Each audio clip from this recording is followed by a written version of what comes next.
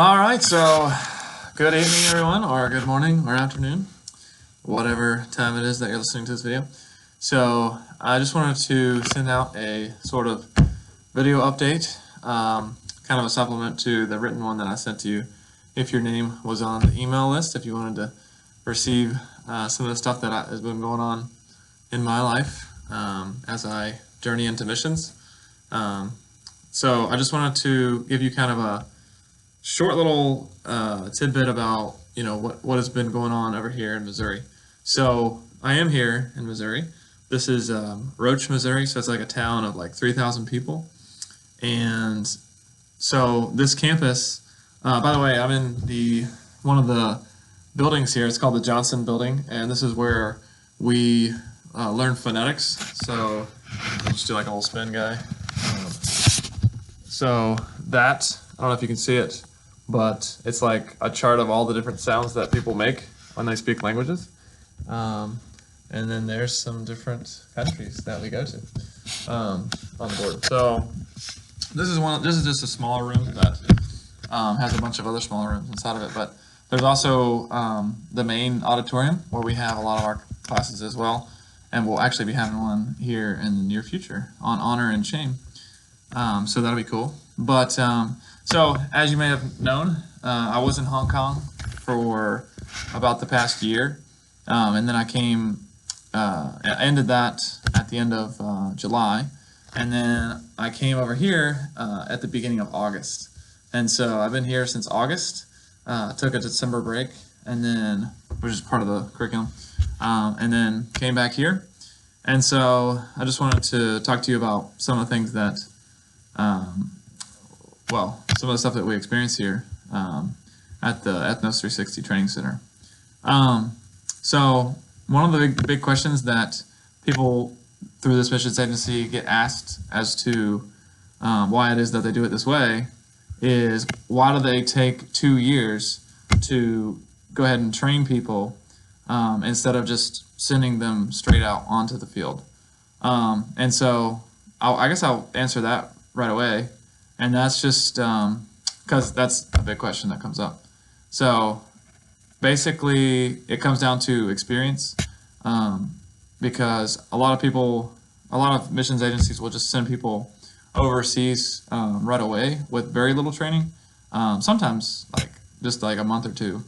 And then what happens is they will go to their place that they're going to minister, and then they'll do a very quick show of film, or they'll do what they would consider the whole missions process that they do, whatever that happens to be. And then they'll leave, and then they might have proclamations of faith, but a lot of times that doesn't actually turn into anything other than just people trying to be nice by saying, yeah, I'll become a Christian, but not really actually doing anything when it comes to their worldview. So the reason why we train here for 2 years at least, and possibly a third year if you do linguistics, is because it's to give people wisdom as to how to go about doing missions, because it's actually it's a really thorough thing that is missions. It takes a lot of time to be able to actually go into a tribe or a people group, wherever you go, and finish with an actual mature church plant that's not just going to fall apart when you leave. And so a lot of times, even with missionaries that do a lot of discipleship, there's a lot of church plants that end up having a lot of syncretism, which is where they accept the truths of the gospel, but they kind of mesh them with their old beliefs about animism or whatever it happens to be, Catholicism, Islam, whatever it is.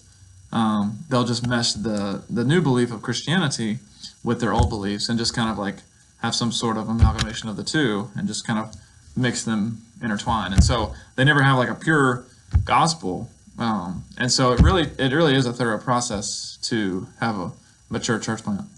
And so that's kind of some of the stuff that we are talked about all the time. And so that's why it was big on my mind that I wanted to share first, is that, it's a very discipleship oriented process. And that's why that's why I actually chose Ethnos 360 in the first place, was because of their discipleship oriented nature. So anyway, when it comes to the actual campus itself, basically you have old housing, you have new housing. So I'm in the old housing, which it's actually still really nice, but you can either have new housing, which has showers inside of them and washers inside of them, or you have old housing where you have to walk to the bathhouse. So that's what I do. I have to walk to the bathhouse, but the actual housing themselves are really good. And so that's basically you have you can either have a roommate, you don't have a roommate. I have a roommate, and it's a really good place to get you ready for the field because you have to make your own food. You have to just be able to provide for yourself so that when you get to the field, it's not like, oh, nobody's like providing all this stuff for me. I had to already have done that myself. So being here at the campus itself is just a good way to go ahead and start acclimating you to, being more independent in that sense, of just being able to provide food for yourself, or just, knowing what it's like to live on your own like that. So when it comes to the actual classes, like what does that look like? Basically, we will either go into the auditorium or come into the Johnson building, which is where we're coming into a lot recently. And we will do either phonetics courses or grammar courses or honor and shame classes. But it's always from 8 to 12, so 8 a.m. to 12 p.m. And you have like breaks, 4 breaks in between, or 3 breaks in between. And it's just the teacher will, it feels a lot like a regular college course, but it's very much more applicable. Like I said before, at the church, if you're part of my home church, it's like college, but you're actually going to use it in your real life. So it's very applicable. I haven't had a class yet that I've been like, well, this is going to be not relative to what I'm doing. Whereas in college, I had a lot of those classes. But here, it's like everything that they have here is super geared to you doing it on the field. So especially if you're going into tribal church planting, which is what I want to do. Now, not everybody is doing that. Some people are going into aviation. Some people are going into just like support roles here in the U.S., just helping people get mobilized.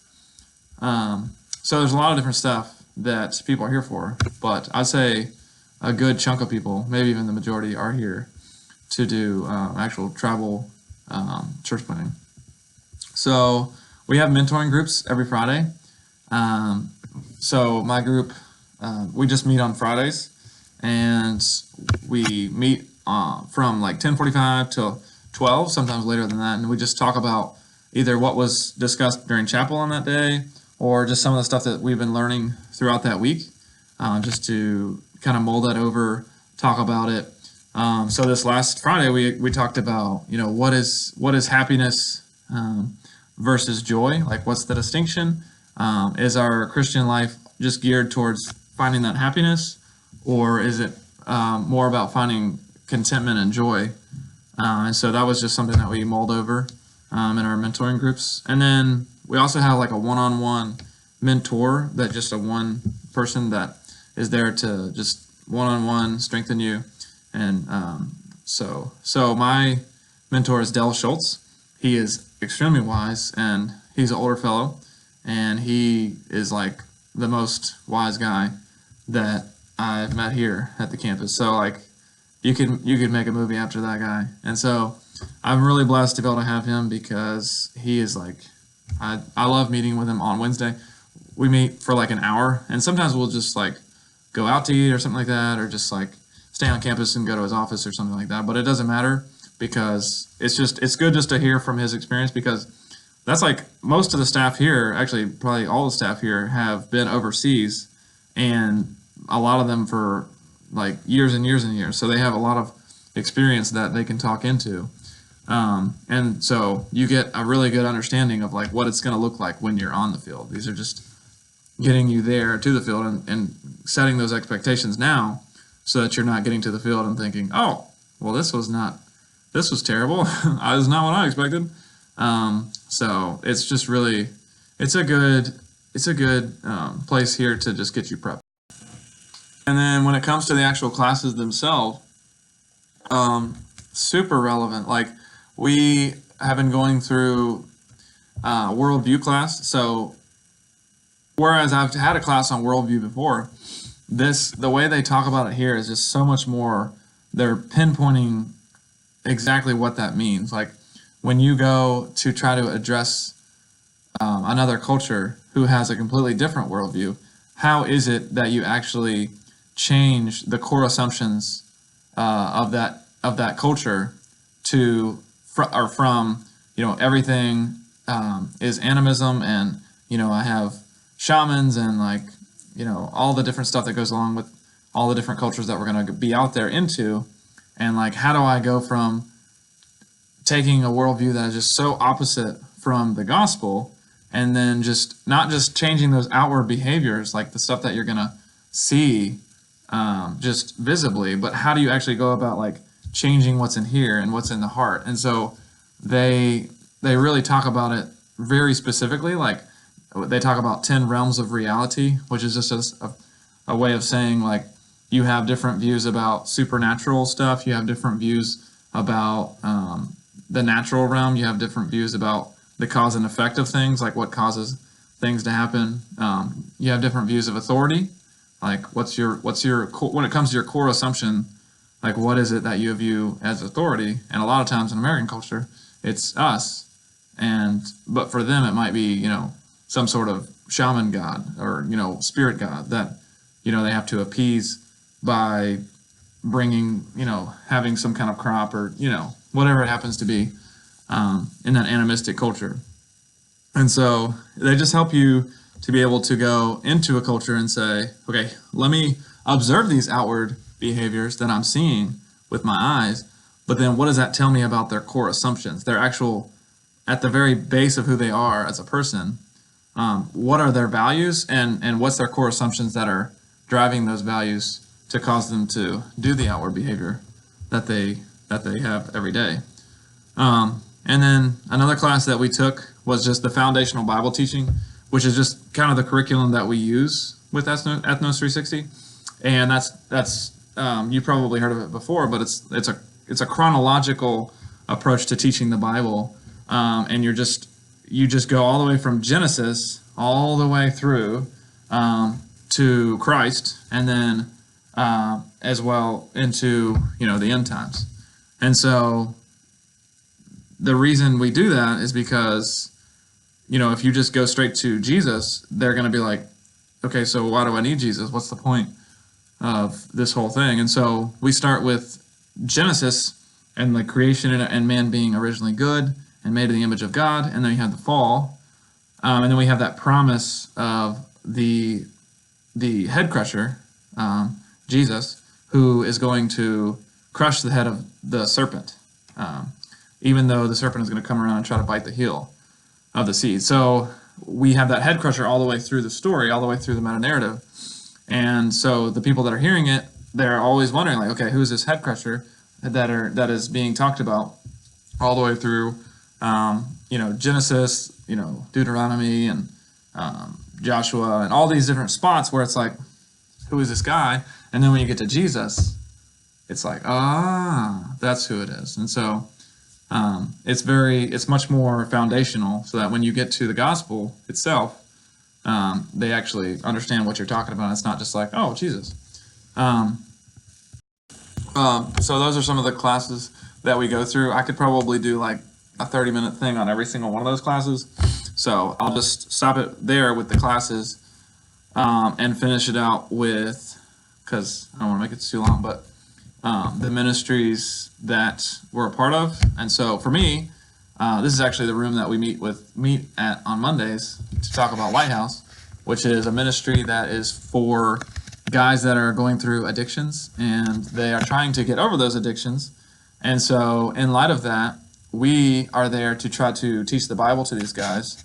And so they're already wanting to come into Christianity. They're already saying, this meta-narrative I was following before of atheistic, just following after my own self and, just going after everything that pleases me, didn't work. So I want Christianity. I want to see what this is all about. So these are either guys that haven't chosen Christianity yet, but are just looking at it, and then also some guys have already chosen Christianity and are like just want to learn more about God. And so we're there to try to teach that foundational Bible teaching to give them an image of God that we find throughout the Old Testament and the New Testament as well.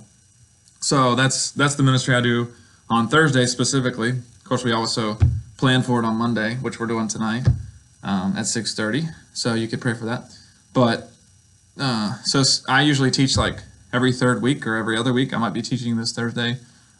We just go, like I said, chronologically through the Old Testament and just teach different stories and trying to outline the character of God as we go through. But there's all kinds of different ministries that people around campus are doing as well. Some people are doing jail ministries, juvenile ministries. The one that I do on Sundays is called, it's at a Korean Baptist church. And so me and two others, we work with the youth there. And so we only have just a few guys and girls that come to hear the teaching, but it's really good because those few that we have, a lot of them are, with three, it's not really a lot, but we have guys that are not Christians, and so they are kind of apathetic towards the gospel, and so it really brings a purpose into what we're trying to do there. It's not just where we're trying to disciple an already believing Christian. We're actually trying to do evangelism while we're there by talking about reasons for why you should believe, or reasons for why, because they've grown up in the public school system, and so they've kind of been taught that Christianity is just a stupid person's religion. And so we just try to give them some good reasons for why Christianity is actually much more reasonable than atheism or anything else that they would believe. And so this semester we're trying to bring in some of the stories from the Old Testament to try to bring in the character of God and who He is, and so they can actually see God for Himself, to be able to say, do I want to follow this God, or do I want to follow myself? So that's something that's been really interesting. We just had a really good conversation with a new guy that's been coming. He's not a youth, but we just been talking to him about different things. He taught us Korean, so I learned that the Korean word for God in Korean is Hananim. So it basically means the one true God. In their thought, that would be what would be happening. The one true God, Hananim. And so it's been really interesting being here at the campus because it's just so transforming. It transforms your worldview, your mindset towards everything, because when you're going outside of a culture, you got to really think through a lot of different things that you'd never have to think through if you were going to stay just in a very localized context. So it's just been very challenging. It's challenged my faith. It's challenged my worldview and how I think about what are my core assumptions that I need to change to fit the Bible and not just maybe my Western interpretation of reality. And so I'm trying to say, okay, what are my core assumptions is just Western, and what can I actually say is that's actually biblical. So that's something that has been very good to think through and wrestle through. So anyway, I wanted to just give you an update on what I'm doing here, and hopefully I'll be able to do these again. And I will probably send this to your email. So if you open this up, here it is. So thank you for praying for me. If you want to have any specific prayer requests, you could just pray for, pray that I continue to be shaped into the image of Christ, that my worldview just keeps shifting into what it needs to be, because as we all should be thinking, we're always to be learning. We've never arrived on this side of eternity. And even in eternity, we're always going to be learning. So just help me to continue learning. Help me to never think that I just have it all together. You could pray for wisdom about different logistics moving forward during the summer, and different things that are coming up. That's kind of vague, but you could talk about or you could pray for my perseverance in ministry at the Korean church and at Lighthouse. And then lastly, I guess just direction for where I want to go long term, where God would have me serve, whether it be I'm looking at either Papua New Guinea, but I'm also looking at Indonesia and Philippines as well. So those are like three that are kind of battling out in my mind right now. But probably at the top of the level is PNG, Papua New Guinea. So yeah, you could pray for that. And like I said, just thank you for being interested, showing interest by putting your email out there to hear what I am journeying through right now. And so, yeah, just wanted to give you an update of what's going on. So thank you very much.